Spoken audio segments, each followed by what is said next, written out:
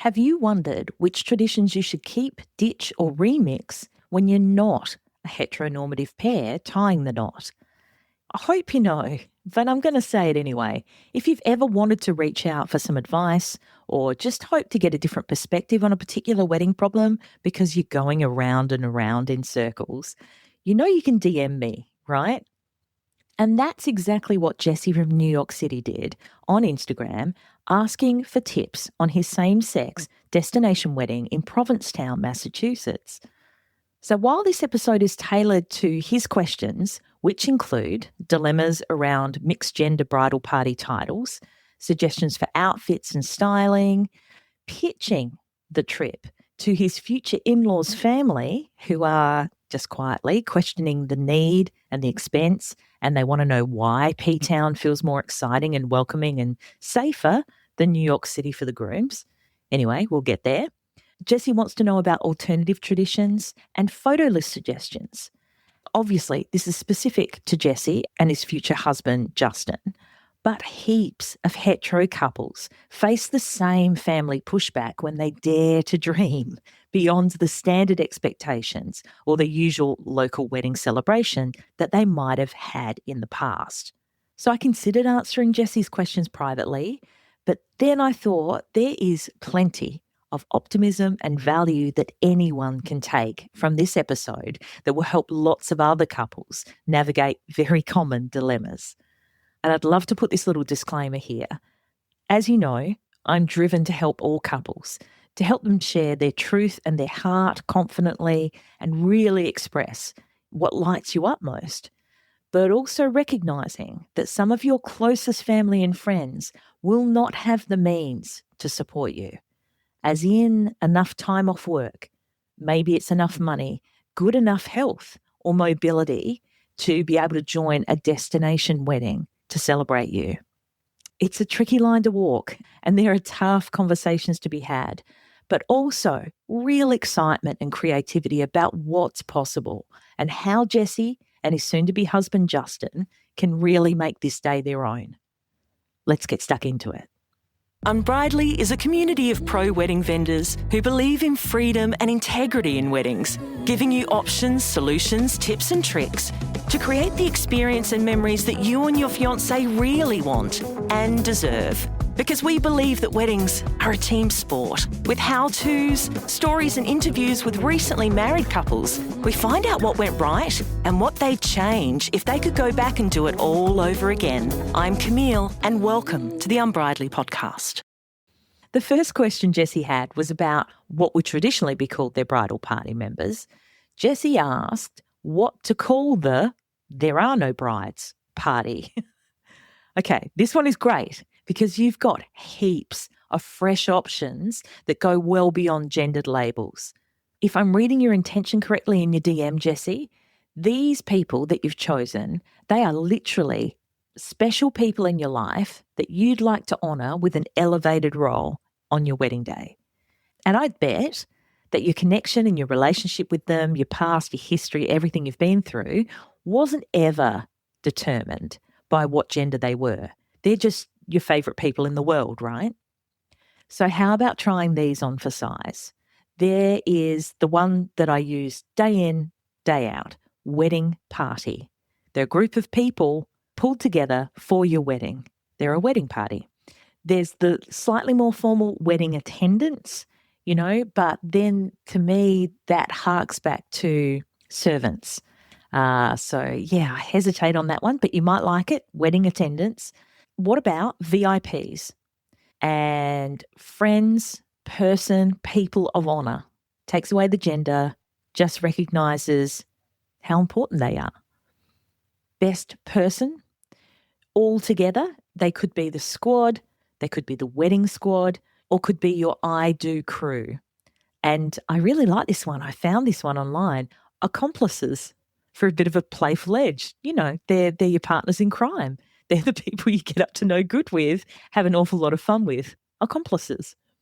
You could pair these terms personally as well. So like Jesse's best person or Justin's VIP, and list them that way on invitations, on programs, maybe on a wedding website and signs as well. And make sure to have your officiant introduce them by those titles, maybe a DJ or MC as well. This keeps it all really inclusive. It celebrates your bonds and it lets your mixed gender crew shine without the old school labels. The second question Jesse had, and he's got a few, was around the dress code. And he wanted to know, with a mixed gender wedding party, how do we style them? All right, so let's unpack this, because for modern weddings, I think, and this is just personal preference, but I believe it's really important, and mixed gender wedding parties are such a brilliant opportunity to celebrate everyone's unique style, especially, Jesse, for your P-Town vibe. That reminds me, for those who aren't familiar, P-Town is not a place where a lot of people, urinate in the streets. It's a popular name for Provincetown, Massachusetts. And so this is Jesse and Justin's destination of choice for their wedding. And the reason why is because in the States, it's a renowned coastal resort town. It's located at the tip of Cape Cod, and it's known for its vibrant LGBTQIA plus community and famous for its beautiful beaches, art galleries, nightlife, historic harbour, lighthouse, etc. So let's put this mixed gender wedding party thing in perspective, because I really want you to know, Jesse and Justin, and you, listener, where bridal parties come from. And it might change your attitude and your opinion about how to style them and what they should be wearing, etc. So, way back, we're talking ancient Roman times. Bridesmaids, who, by the way, were generally not friends or family members of the bride, but servants, as in maidens, handmaidens, wore identical dresses to the bride to confuse evil spirits who might attack at the wedding. So they thought they were protecting the bride. They were confusing. It's like, which one's the bride? I don't know. We're all dressed the same. Okay. And then later, when it was accepted that evil spirits might not be the biggest worry at a wedding, the maids were dressed the same as each other, so that any adversaries, your enemies, who were thinking of kidnapping the bride and holding her to ransom, couldn't tell which one was which, because all women look the same, right? But then fast forward a bit to the Victorian era, it evolved that attendants should be dressed sort of like matching wallpaper that blended into the background, that matched the decor as such, and it was intentional. So the bride would stand out as the star. She's in a contrasting dress. She looks completely different. All the others, they look the same. So here's the question for you two, Jesse and Justin. Do you want that sort of uniformity for your wedding party at your wedding? Or does honouring individuality, which to me feels very you, to extend to your wedding party as well? If I were you, I'd start by having a relaxed chat or a group video call, maybe if everyone's not in the same city, with all of your wedding party. And just say, hey, this is everyone. Has everyone met everyone? Awesome, awesome. Chat, chat, chat. Maybe have a drink. Justin and I would love to know what outfits make you feel most confident and like you. Because then you can nail the type of clothing, like the type of outfit. So jumpsuit, pantsuit, dress, linen separates, whatever it might be. Because as you know, for yourself, when you're dressed up and feel good in an outfit, you're so much more likely to show up, whether it's at work or at a party or wherever, with extra confidence and a bit of a spark, a spring in your step, so to speak.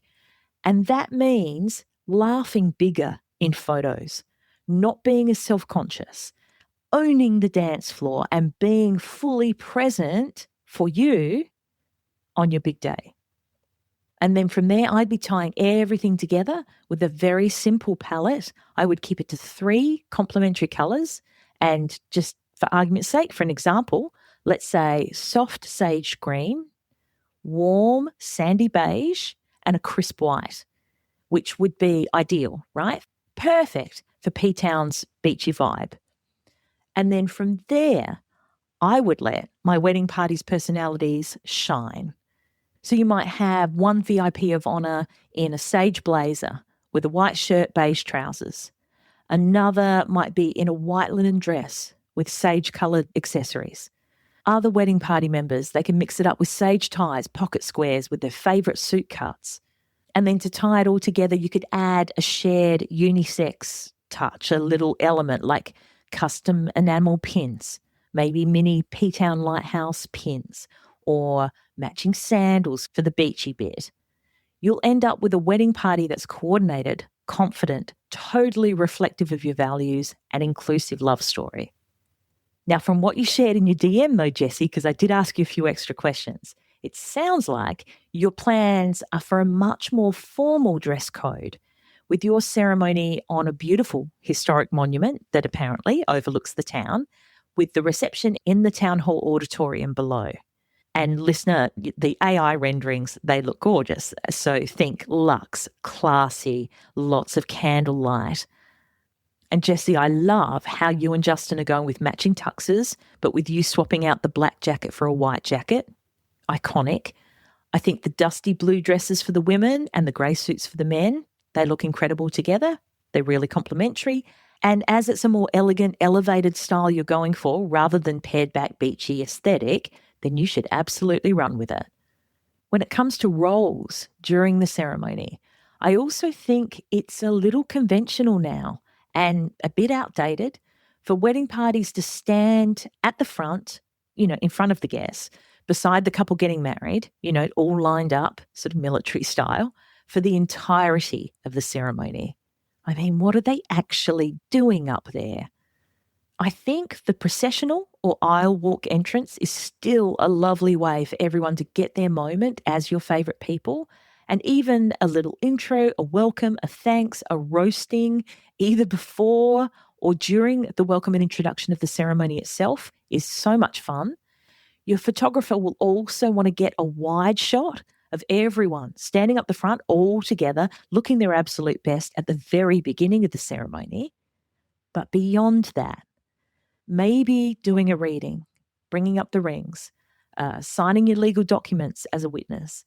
It seems to me especially unnecessary to have your wedding party craning their necks to see you, to be able to look as you exchange your vows. Because remember, again, these are some of the most important people in your life.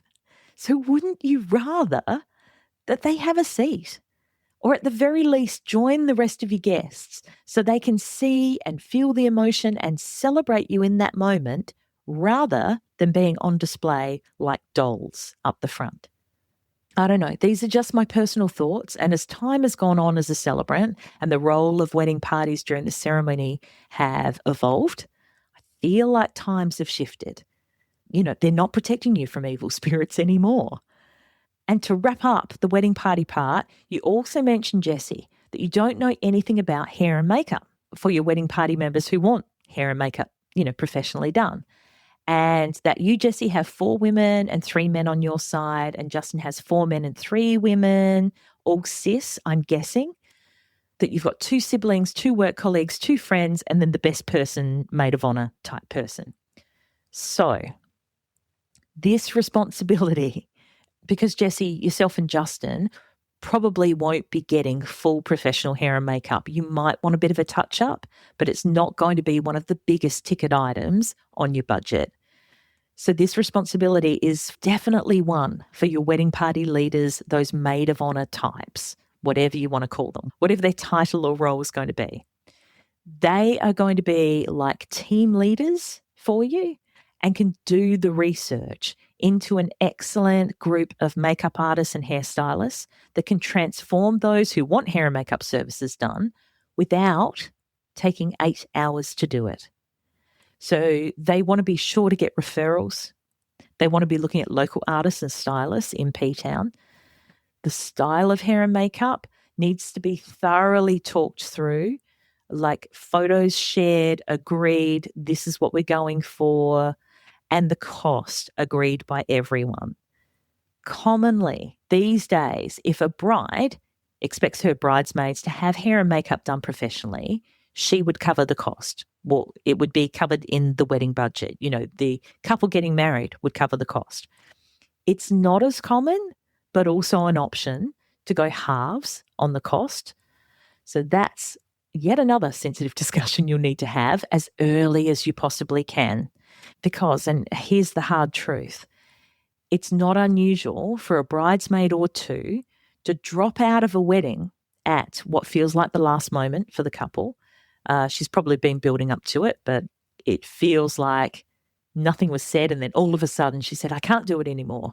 And the reason why is due to the costs, especially hair, makeup services, dress, shoes, travel, accommodation, etc., being more than she anticipated at the start, or due to problems with her finances, like changes in her cash flow as the date gets closer.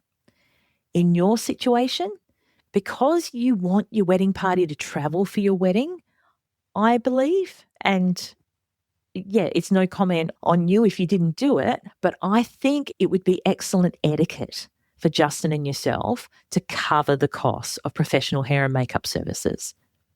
Okay, you ready? Because question number 3 was the absolute kicker. How do we pitch our gay-friendly destination wedding to our family and friends who are travel averse? Now, as soon as I read travel averse, I'm like, what do you mean, Jessie? Like, what exactly are we talking about? So when I dug a little deeper and asked more questions about why Jessie thinks they'd even have to, he used the term pitch the idea and why it might not be accepted, this is what he said to me, and I'll quote, guests are generally supportive. I'm in the arts on Broadway and Justin works for a queer health organisation. My people, Jessie's people from New York City, have the funds, awesome, and they're accustomed to travelling, brilliant. So the issue for them is time and scheduling flexibility, while Justin's people are generally not used to travelling, especially for weddings, and they're having a hard time grasping the concept that we want to be somewhere where we will feel safe and comfortable holding hands all week during the wedding week and take photos in the streets, etc., etc. Jessie said P-Town is where Justin and himself feel their happiest. So obviously this question is so nuanced and complex, and the generation gap and social norms, tradition and obligation run deep. If I'm going to tell you what I think, though, I need to be clear. When you choose to plan a wedding celebration somewhere where there's added costs or at a time that's not convenient for your guests, you need to be willing for them to, number 1, complain, and it sounds like they have, and number 2, potentially to not attend. The flip side of that is having a local wedding at a time when most people can attend and it's still not being right for some people. I think it's important to say you're planning a wedding and there are some people who, no matter what you do, are going to really let you down. Equally, there are going to be some people who make you so incredibly grateful that they are in your life. And as with most things in life, there's always a way if you really want it to happen. I also can appreciate that in the US, I've been told and I understand and I've had a look, I've spoken to people, it sounds like you don't have adequate annual leave entitlements, not like we do in Australia. So that makes it tough as well. But imagine this scenario. Let's say one of those friends of yours has another wedding or 2 to attend this year, but those ones are both in New York City and yours is in P-Town. It might not even come down to a decision that they actually make because their leave entitlements and their discretionary spending limits might be used up already. And there may be no wriggle room, if you like, on days off, on money. So from your perspective, Jessie, that might look like a really bad friend or a friend who doesn't care. But from their perspective, there's just nothing they can do if they want to keep their job and they want to keep the friendship of those 2 other people who just happen to be having their celebrations where they live.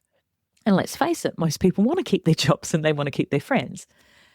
So what I would always recommend, always, is to follow your heart, knowing that P-Town is what you both want, but also knowing that some of the people who mean the most in the world to you might not be there. It will hurt, but I would encourage you not to burn bridges over it. Now, rather than having a second wedding as such, because who's got the funds and time and everything for that, if there are immediate family who can't make the trip, then something like a formal dinner with them afterwards, maybe even wearing your tuxes again, might help to ease their feelings of being shut out and your feelings of not being supported by them. And if it's friends who are super supportive but just can't make it, suggest they throw you a party one night when you're back home to celebrate your marriage. It's not your responsibility to fit their mold or bend to their needs, basically changing your life for them, but you still want them in your lives, right? So it's a little bit of give and take there. As far as pitching the idea, I think it's important to ease into it with empathy. We get it. We understand it's a hassle. It's more than you've had to do in the past for other weddings. No family weddings have required travel previously, but P-Town's just an hour and a half from New York City, and there's the whole walkable vibes like a seaside village. Explain the magic. There are beautiful sand dunes, lobster rolls, and a safety net of total acceptance that we don't always feel in New York City. And make it easy for them. Share a no-fuss Google Drive link to some researched accommodation options, help them find airport transfers and maybe activity ideas, if they're coming for the whole week.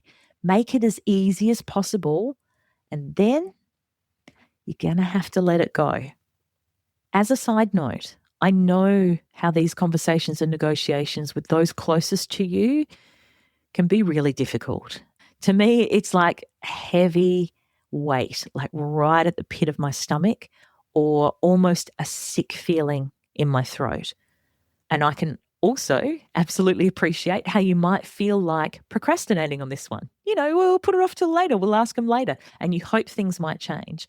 Or you maybe want to opt for sending an email, putting it in writing, a letter, so you don't have to face them or talk to them about it. Either, being on the phone and hearing them in real time saying, I'm sorry, we can't make it, or looking at you and going, we won't be traveling for your wedding. It's crushing. However, this is also a pivotal watershed precedence for the very start of how you're going to set and accept standards in your married life together.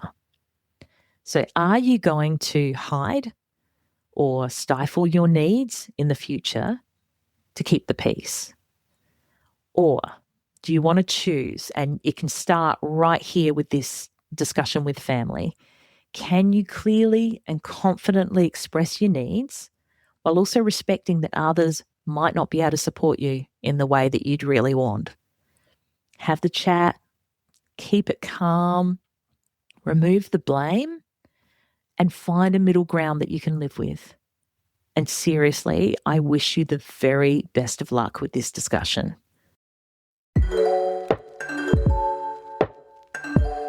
Did you know that most newlyweds spend up to 8 hours of their precious time working through changing their last name after they get married?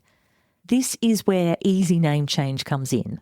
Their kits provide you with a sort of shopping list of businesses, companies and government departments where you simply pick which ones you need to notify. They then send you detailed instructions on how to go about the name change process, because every business is different, and this saves you hours of calling around, waiting on hold, sending emails, waiting for a response, and then remembering to follow up when you don't hear back from them. Easy name change kits also provide ready-to-send forms, letters and emails, so you just attach your marriage certificate to them and you're done. Starting at $39, the value and time you get back is a no-brainer. For more help on changing your name after you get married, there is an excellent blog post on the Unbridely website, and I'll put a link in the show notes for you. Plus, Unbridely podcast listeners get a $6 discount on their name change kits by using the code Unbridely 6. That's UNBRIDELY 6, the number 6. And this is valid until the end of 2025. Get your easy name change kit so you can move on to the fun parts of being grown-ups together, like holidays, getting a dog, building a house, herb gardens. Okay, now that heavy bit is done, question number 4 is fun. Jessie wants to know, what should they include and what shouldn't they include from more traditional, i.e. bride and groom, heteronormative weddings? If I was being honest, I'd say skip fucking everything. And like my guest on episode 169 of the Unbridely podcast, Amy Shack Egan, as she advocates, have a love party instead. Grab her new book, I'll put the link in the show notes, and go from there. But I can also see from the pictures that you sent, like the AI generated photo of you guys in your tuxes, to the reception styling, you're aiming for the town hall auditorium to be set up with gorgeous decor, elegance, bit of old school style, and some appropriate references to traditions and customs. So in this case, this would be on my list. Keep these things. I think the processional or entrance, often down an aisle, you should absolutely both have that opportunity if you want it. One of my very favourite gay couples' weddings many, many years ago had, and see if you can picture this. So one wedding party, let's say wedding party 1, entered first. One person at a time. They had a really upbeat song and got down to the front. And then groom 1 with both of their parents escorted them, either side on each arm to the same song. And they got down to the front. The groom gave hugs and kisses to his parents. This is groom 1 at their seats. They sat down, and then he went to his wedding party, who was standing up the front waiting for him. Hugs, kisses, handshakes, all of it to all of his wedding party before stopping in the center, and that song faded out. And then the second groom's song started. His wedding party, one at a time, down the aisle. They're high-fiving people as they're going down. And then the second groom walked down the aisle, flanked by his parents. He got to the front there where their seats are. He kissed them goodbye at their seats, and then went across to groom 1's parents, hugged them, and then went up the front to his wedding party and high-five, kissed, hugged all of them. Like, seriously, and the music's still going. This is groom number 2's music. Once he's done with his wedding party, groom 1 went across to groom 2's wedding party. Groom 2 went across to groom 1's wedding party, and they said hi, however they said hello, fist bumps. It was really lovely. They all really like each other. They all know each other. It was beautiful. Then they both met in the middle again after having these moments. They had a kiss and hug themselves, the 2 grooms, and then turned around to look out at all their guests, and everyone waved. The guests gave a massive cheer, and then we faded out groom 2's song. And what I wanted to say was, and that's all we have time for today. Thanks for coming. Cue laughter. But yeah, then we got into the ceremony. The reason I loved it so much is because it wasn't rushed. Both grooms had their moment and their own songs. Both sets of parents were honoured, and both sets of wedding party groups were honoured. And it was so freaking joyful that the guests literally clapped along and, as I said, cheered when they got to the front together. What a fucking vibe to start with. And both grooms were in tuxes. It was like a formal celebration, but with a really light-hearted atmosphere. Another one of my favourites was when one of my couples, who are featured in episode 3 of the Unbridely podcast, it's called Tim and Simon, How to Adapt Hetero Wedding Traditions as a Same-Sex Couple, and I'll add that link in the show notes too because there's some great stuff there. They entered their ceremony together with their gorgeous golden retriever Malibu at the peak of a favourite song of theirs after I'd hyped up their guests. So there was an instrumental part at the start of the song. It went, I want to say like It felt like a long time. So I reckon it was like 32 bars of instrumental at the start, and the music built and it built and it built. And so we wrote a script for me to say, to get everyone excited, to let everyone know what was happening, and going, and if you're able, could you please stand? And right at the peak, just before the beat dropped and the vocals came in, that's when the couple entered. It was a vibe. So, yeah, I think having a processional or entrance coming down the aisle together to the ceremony, I think it's a must-have. I think it's beautiful, no matter what your gender, no matter how you identify. Saying your vows and ring exchange, absolutely. And write your own vows for that beautiful, raw, personal touch. Everything else in the ceremony is pretty much same. The first dance is pure magic. There don't have to be gender rules on that. Just you two lost in the moment. And for keep, again, toasts or speeches from your VIPs. They add laughter and tears without old gendered scripts. Just keep your speeches short. 3 to 5 minutes. Seriously, it's all you need. Then when it comes down to things to skip or remix, so in the ceremony, the giving away, who gives this woman? Yep, bath. You can ditch that. Bouquet and garter tosses during the reception are outdated, and they're sexist and they're awkward. Swap them out for confetti poppers or a streamer dance, something like that, so everyone can join in. Cake cutting. It's fun if you want, but also, since the early symbolism of cutting the cake together represented the breaking of the hymen, you're probably okay to ditch that one. Alternatively, you could feed each other whoopie pies from a local bakery instead and capture that playful intimacy. You could pour bubbles into an elegant champagne tower, or for a perfect P-Town vibe, maybe a fresh shucked oysters tower. So imagine tiers of crushed ice, lemon wedges, tiny Tabasco bottles, briny, Lux and Screams, seaside feast, let's party. Father-daughter dances might not land, but mother-son dances might still be in the mix for you. Another thing I love is when a group photo is taken on the dance floor as soon as the couple enter their reception. And then, as soon as the photographer has got the shot, the DJ or band drop a banger. Everyone is there on the dance floor. They can't help but dance, and your night is kicked off. And the last question that Jesse had, question 5, he wanted to know how to alter the traditional photography and videography shots, which are usually based on the wedding dress and bridal parties, etc. Okay, first up, a great wedding photographer, hopefully with some experience shooting same-sex couples, will let the moment and connection drive their photography. They won't be going down a shot list of certain poses. I think a great outline for the day is to have some getting ready photos, maybe a first look, your ceremony family photos, wedding party portraits, a bit of your reception, and maybe some sunset shots if you've got a clear day. There's no need to over-engineer poses.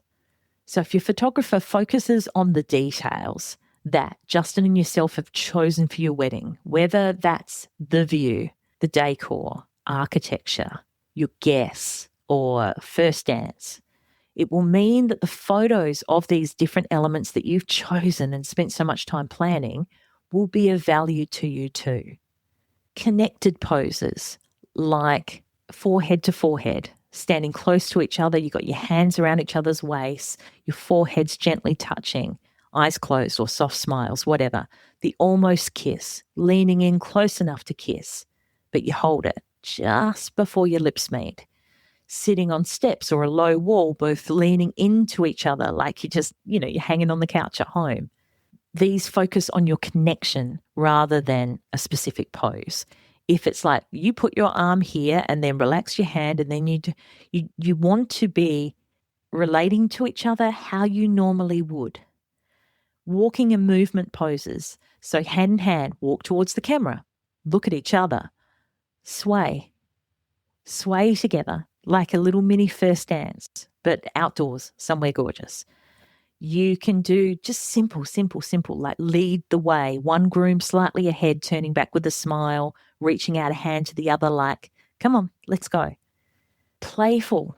So a piggyback, a shoulder lean, an inside joke, a dirty joke that you whisper to each other, that will capture the reaction rather than a pose. And just walking and talking, strolling along, talking about your favourite moment at the wedding while your photographer shoots from a distance.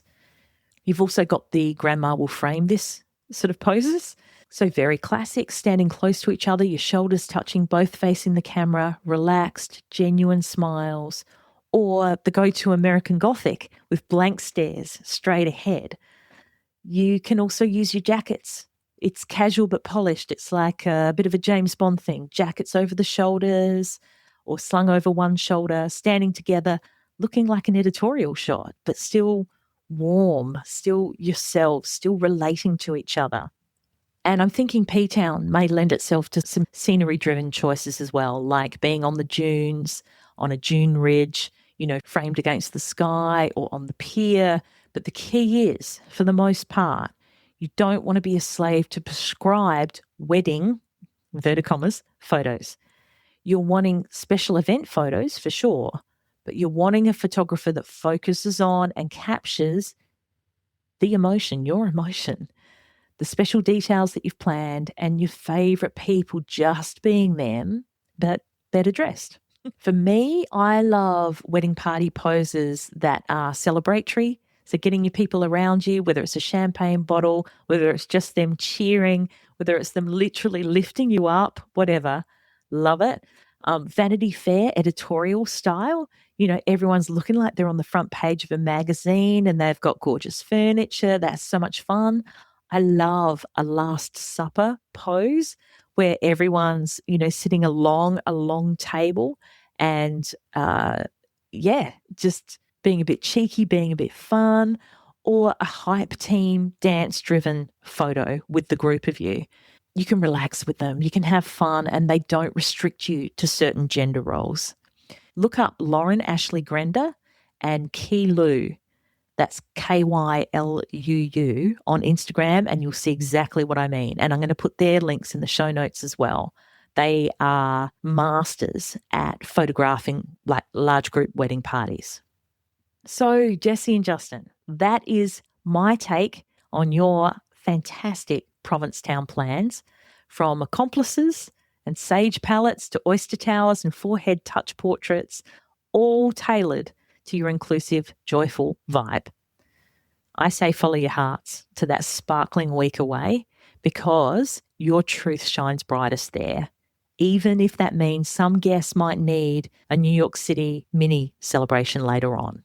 And again, thank you for trusting me with your story. I know it's going to be legendary and I can't wait to see how it all turns out.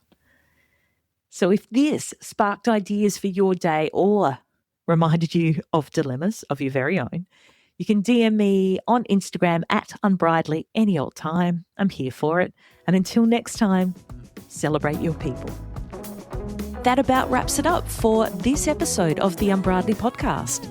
For the links and resources we mentioned, please head to the show notes. And if you love the show, please review and subscribe on the podcast platform you're on now so you don't miss out on a single episode.